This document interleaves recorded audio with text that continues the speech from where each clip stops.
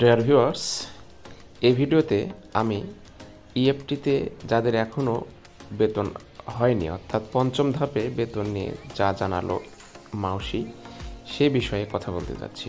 আপনারা জানেন যে প্রথম, দ্বিতীয়, তৃতীয় এবং চতুর্থ ধাপে ইএফটির মাধ্যমে অনেকের বেতন পাঠানো হয়েছে, কিন্তু এখনও পঞ্চম ধাপে বেশ কিছু শিক্ষক পড়ে আছে। তাদের জন্য কি নির্দেশনা দিল মাউসি সে বিষয়ে বিস্তারিত জানাতে যাচ্ছি। দেখছেন, এটা 27শে ফেব্রুয়ারির আপডেট।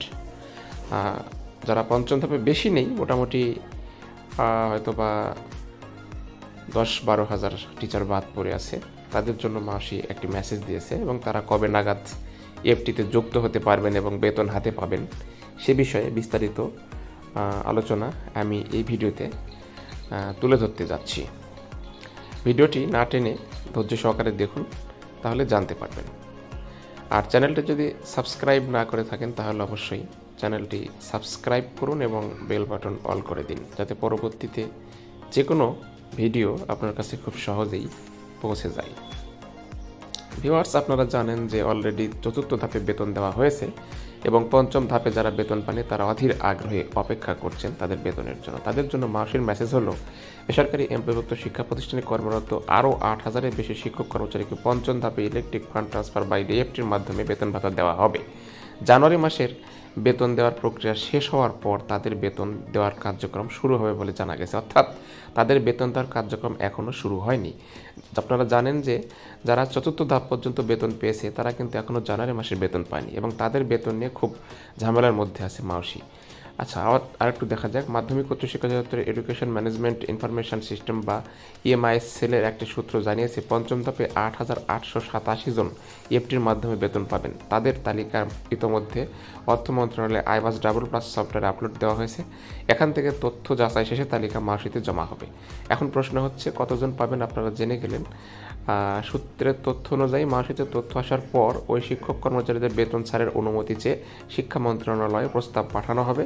প্রস্তাব অনুমোদনের পর তা চিফ অ্যাকাউন্টেন্ট অফিসারের কার্যালয়ে যাবে। এরপর শিক্ষক কর্মচারীরা বেতন ভাতা ব্যাংক থেকে তুলতে পারবেন।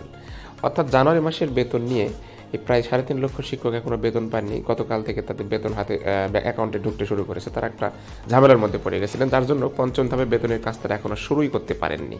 তো অতি সত্ত্বর তাদের কাজ শুরু হয়ে যাবে। এই বিষয়ে দেখুন যে জানা গেছে যে পঞ্চম ধাপের বেতন ভাতা ছাড়ের প্রক্রিয়া শুরু হয়েছে। জানুয়ারি মাসের বেতন ছাড়ের পর পঞ্চম ধাপের শিক্ষকদের বেতনের প্রস্তাব মন্ত্রণালয়ে পাঠানো হবে।